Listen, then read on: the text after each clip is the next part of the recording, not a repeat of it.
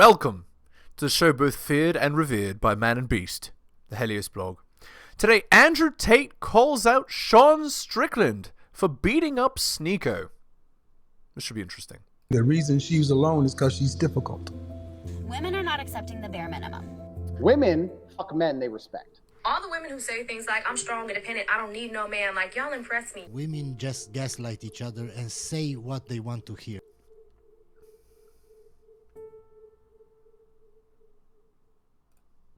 Wish you could have been here in Romania with you guys. Nonetheless, good to see legends reunite in the studio to complete with Myron's speech.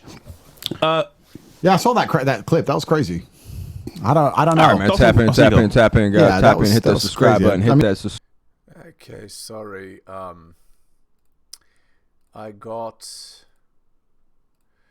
something wrong here.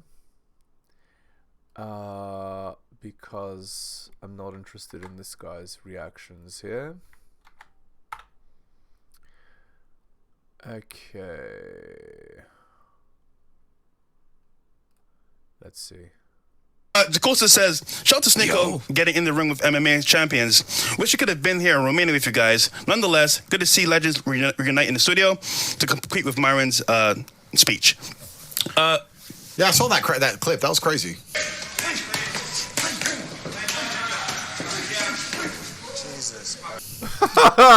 What is this? Sneako's just backing up and getting annihilated. Lovely.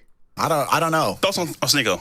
Yeah, that was crazy. I mean, Sneako took the licks, but what was his name? Sean. Sean was trying to hurt him. Yeah. I don't know what's going on. That's weird. I mean, yeah. Don't you just kind of feel like the whole fucking world is weird? And everyone's fucking weird? Because let me tell you something that most people don't ponder or contemplate, but with my massive, monumental, global, intergalactic cognition, it crosses my mind. Every time I see any form of degeneracy or anything I don't like, I don't just think, people do degenerate things. I start to think, oh shit, degeneracy has now polluted and poisoned our institutions. For example, okay, dudes watch porn. That's weird, cool. But the next time I'm in the doctor's office, I'm like, do you watch porn, motherfucker? oh, you got a white coat on, Mr. fucking doctor. Oh, I'm a doctor. I'm like, yeah, you're driving a Civic. You're not even that rich and shit. You probably watch porn. Does my judge watch porn? Does the fucking lawyer watch porn? You know what I mean? It starts polluting my brain. So every time I see anything bad happen in the world, I start looking at all these people. Next time a police officer comes up to me and goes, sir, I'm like, sir, what? You fucking watch porn, G? I don't trust anybody anymore. Yep. I'm living in a fucking circus. I don't know why Sneako thought he could fight a professional MMA fighter, and I also don't know why Sean decided to take his fucking face off. Yeah, it's very stupid. Okay, let's see if we can find Sean Strickland and Sneako.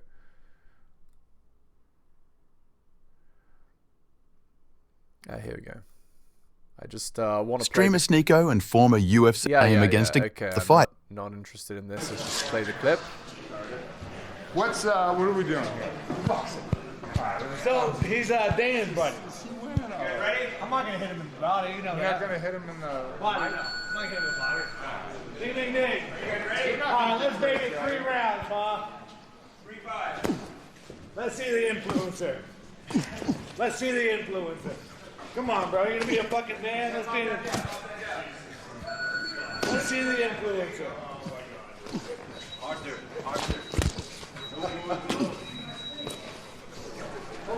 Think about if you knocked me out, how cool that would look for your. You could actually accomplish something by doing nothing. He's not even moving. Sit down on the hook, Sneako.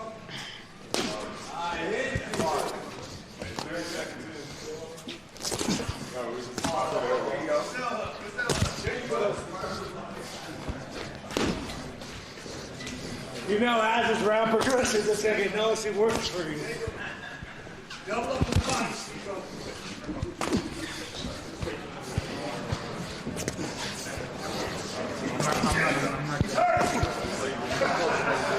We got 4 minutes. As we get closer to the 3-minute mark, you're about to feel a significant more amount of pain. They should be sending it in right now. Then nothing you can do can hurt me. And this is a moment that as you're realizing, you're about to have a really bad fucking day in the next minute. So I guess Sean's point is to teach him a lesson? Like, you're weak or something? That's the impression I'm getting here. That's the impression I'm getting. There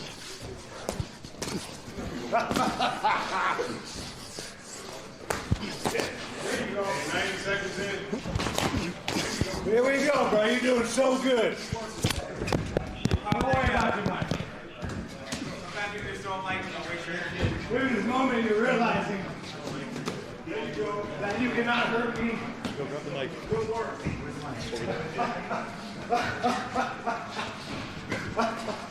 No way, don't worry, it's coming. You're a very tough influencer. 3 minutes left. Is it set in yet that you're about to get hurt? No, you're good. You're good, bro. Oh! 2 minutes.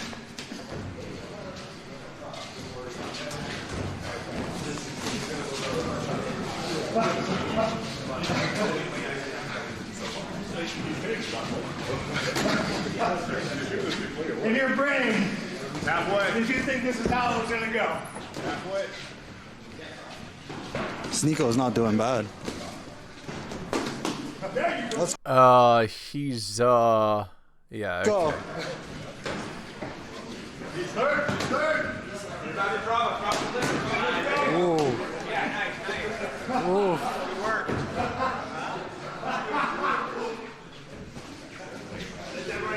Let that right hand go. What time we at?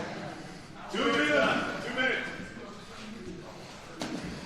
I want to enjoy this a little bit longer. Let that right hand go, Sneako. There you go. Oh.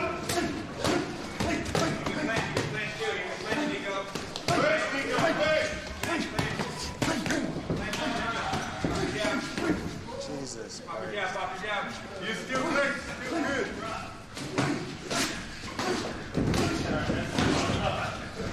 That's nice. You didn't fall down, Sneako. You didn't fall down. Oh, that's good graphics. Heavy shots, man. Good job. Hard job, bro. Good job. You go down. You did good. Let's train.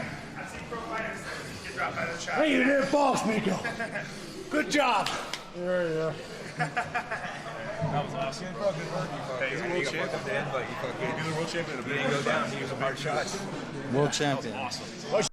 So, yeah, I guess the lesson was you're weak, and he was again. You don't really get anywhere without having a very big ego, as you can see. Anyway. Throw in the towel. Way to show some balls, dude. The guy ran him. Yeah, he got hit in the nose pretty hard. That's why he's crying. They're exactly what they say they are. Andrew and Tristan are everything that you would expect. So are they like that serious all the time? Like, are they always trying to like preach to everybody? Like, were they trying to preach to you? Andrew wakes up in the morning and he walks down and he's like, coffee, now, water, here. He sits down at his computer, plays chess. Emails here, chess here, thank you. Come here. Just on his lap, still playing chess, doing his work, sipping his coffee. Let's go work out. And then he does like, we're benching. He's like, okay, I've got to go. Puts on his jacket, gets on a jet, and then he's out somewhere else. I'm like, okay, cool. There's not a second wasted in their time. Tristan was pretty sick a lot of time there, but Tristan's more like chill and like homie and. See, that's not the right word. Maybe more chill, a little more relaxed in some senses, but also extremely more aggressive in a lot of situations. Like the way that they talk to women is just wow. Like we react to pimps and stuff like that. You see them online. Right. But Tristan will be like, he'll have a girl and she got like kicked out the day before, so she's upset. But then she comes back today because she feels embarrassed about the way she acted. Yeah. come, give me a kiss. She's like, meh, stop being annoying and give me a kiss. And then she comes to give a kiss. I just met Sneako. You can't embarrass me in front of Sneako. Get us a coffee. And then she goes, gives her coffee. Here. And then we just go on a 3-hour conversation. Wow. And she's sitting here for 3 hours, just sitting, just happy to be around him. Bad too, man. Oh, beautiful. Yeah, beautiful. Yeah. Bro, we'll be at the club. I'm not sure how much he wants to say, but we'll be at the club, man. And it's just like, the guy's a fucking savage, man. Imagine, hypothetically, this is not a real story. Okay. We're at the club, and he'll just call 8 of his girlfriends. He's like, watch this. This is a light day. And all of them are just like sitting in the section, just chilling. And they're all like looking at each other, competing and judging each other. Are they not friends? Or they're not like some of them are taking shots with each other, but they're not really friends because they're all competing. And Tristan will go to the bathroom, and they're like a bunch of Europeans, like, where's Tristan? Like they're all competing for his attention. Right, it's beautiful. I mean, that's one way to live life. Yeah. Interesting. That's like a reality TV show a little bit, but you can explain the social dynamics. Again, it's just like a king, effectively. That's like having a harem. Same idea. He must have 20 women in love with him that I saw. And I don't know how many it is total, but I'm telling you, like, dead ass in love. So it's like more so about his demeanor and less so about like, because we talked about like being charming and being funny and being whatnot, but I don't even think that's his game. He don't even need that, right? It's just complete. No, you have to be power. No, he's a gentleman. Okay, it's not complete power. You need to be everything that a woman needs. As a gentleman, you need to be funny, charming, nice, aggressive, but also passionate. It's everything. Word. And how was clubbing with him too? Like, you guys just got hella bottles, just the whole table, the whole club rented out. It was Fresh's birthday at one point, and he was like, "Oh, let's go to the club and then like do a party at the house." And Tristan's like, "No, if I go out, I do it big. If we go big. Go big or go home." And so we get the biggest section, of course. Yeah. All the bottles, the baddest. We're at the highest level of the club. Right. And so everybody else is just like on the bottom. They got no girls. And then even then, if there's a nice girl, the Tristan will just reach out his hand, and then they come to our section. It's just fire. It's. Are you a little intimidated at this setting? Because it's like, damn, I like last week I was just out in Miami. Welcome to the high roller table. It's just at a regular club, but now I'm like living this life with these like A players. I got a Bugatti, like type dudes. Like, is it a little intimidating? No, because they kind of accept me as the low bro. You know what I'm saying? Like Tristan and Andrew, they genuinely like me for me. Right. I think. And we still talk on the phone sometimes. So I know my place. Right, you know what I'm saying? Like, I'm not. They don't really want to hear my stories for the most part. Indeed. I'm here to learn. I'm here to learn from them. Fair. But you stay quiet. I'm good company. No, I talk. I'm good company. Okay. Like, I crack jokes, stuff like that. But it's like, I'm not gonna go mansplain to them, or I'm not gonna bro them. Right. They are. Yeah, they like having me around. So there's no. I don't feel intimidated. No. Okay. But there's like a level of respect that you like a hierarchy type. Yeah. Like I understand what it is. You did get kicked out of the. I didn't get kicked out. I ended up doing it. So what happened beforehand was I heard that I was a risk. I heard I was a liability. Before I got banned, I heard from some insiders like, you're being profiled. You're under a social media blacklist. It's a risk to have you on. Oh, shit. But then Andrew's like, come on. And then I went on anyway. Oh, that's fire. Yeah. Cool. He's still a rebel. Like, I even though at all this point, all this money, there's still some part of him is like, these pussies. I'm gonna. Come on. Yeah. No, that's real, like, big bro or like uncle type beat, right? It's a big bro. Big bro. Yeah. Word.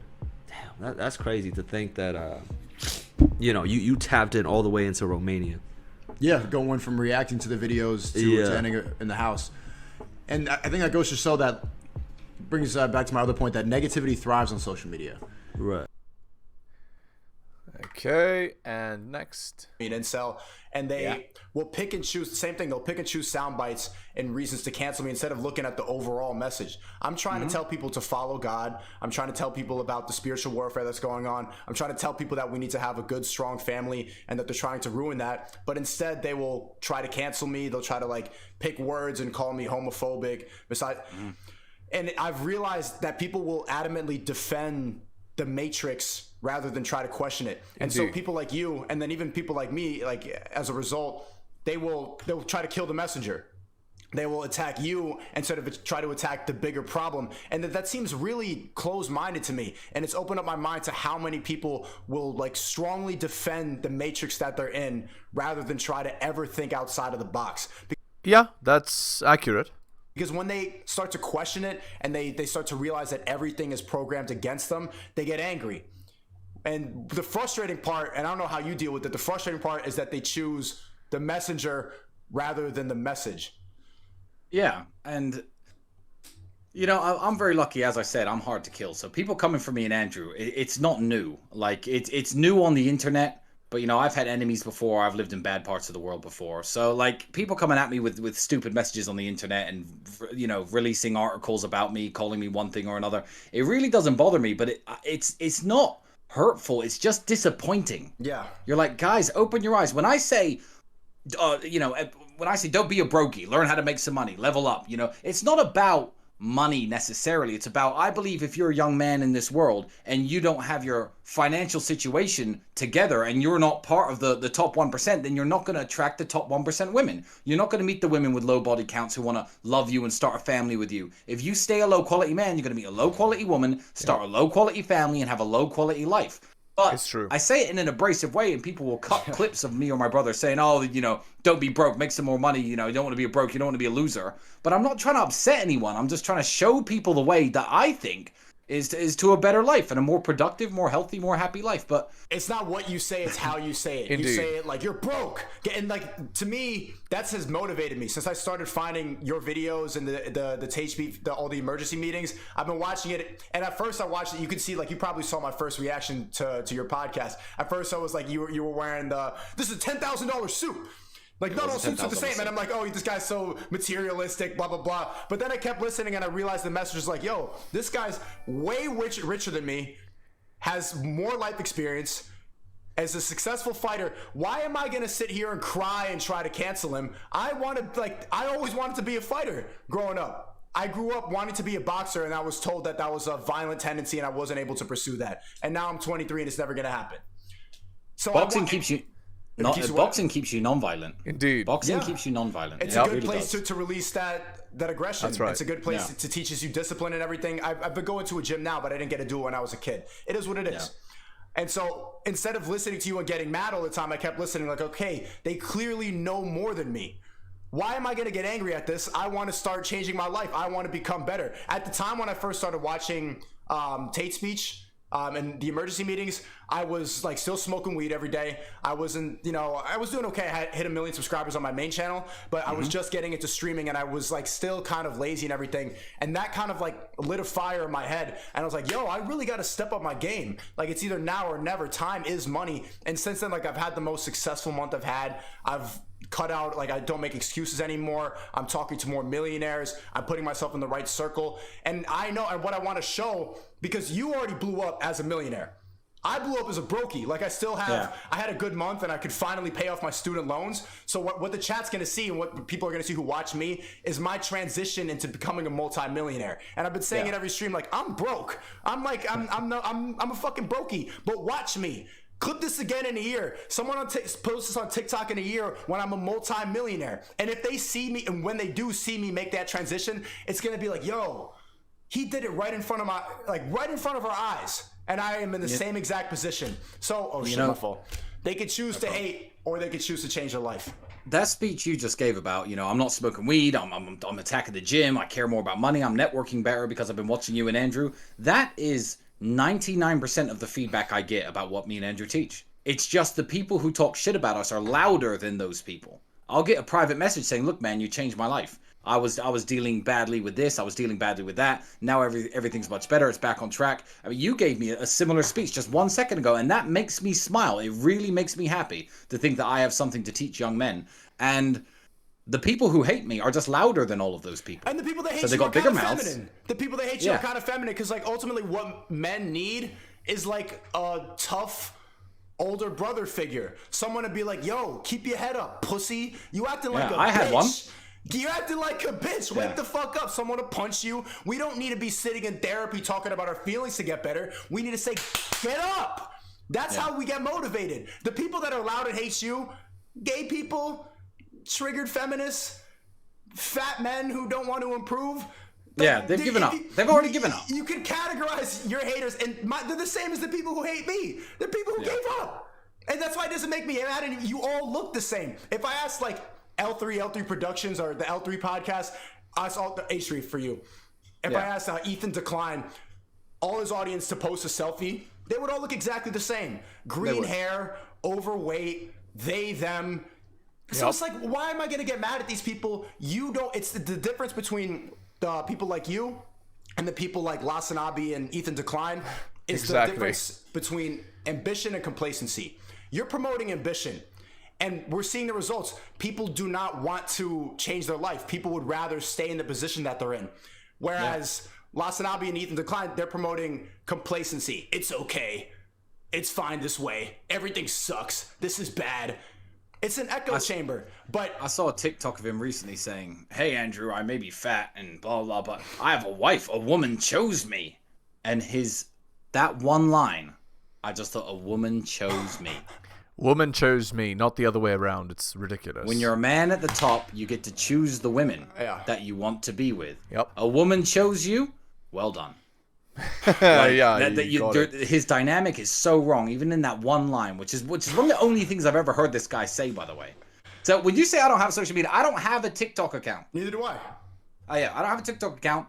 I'm not that big in consuming social media because I feel like my use for social media is I feel like I have a good message to put out there. So I concentrate on content creation rather than content consumption. Indeed. But yeah, you're right. Everybody who has a problem with me or my brother looks exactly the same way.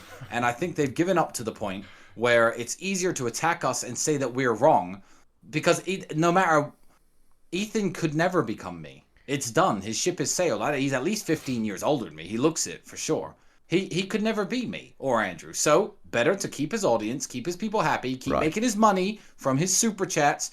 But these people have made us famous. They don't understand that they were our greatest weapon. When I say they're the loudest voice, yeah, you do some videos on us, cool, and I appreciate the spike. But when I see little spikes in traffic in YouTube and my Instagram blowing up, I'm like, okay, who's made a hit piece on me? Literally. And they'll be like, oh, this guy's made a hit piece on you. I'll look at the picture. I'll be like, yeah. Well, no surprise. Thanks for, your audience. Because not everyone watching them has given up. They may be fat, they may be lazy, they may be complacent, but 10% of the people watching think, oh, you know what, that Tate guy, actually, he has something positive to say. Ooh, maybe I'll give his channel a browse. Maybe I'll subscribe to him. Maybe I'll join the Hustlers University program. Maybe I'll try to educate myself on what these people know, because I don't want to be like the guys I'm watching on YouTube. Yeah. So I steal their audience, and they've made us so famous.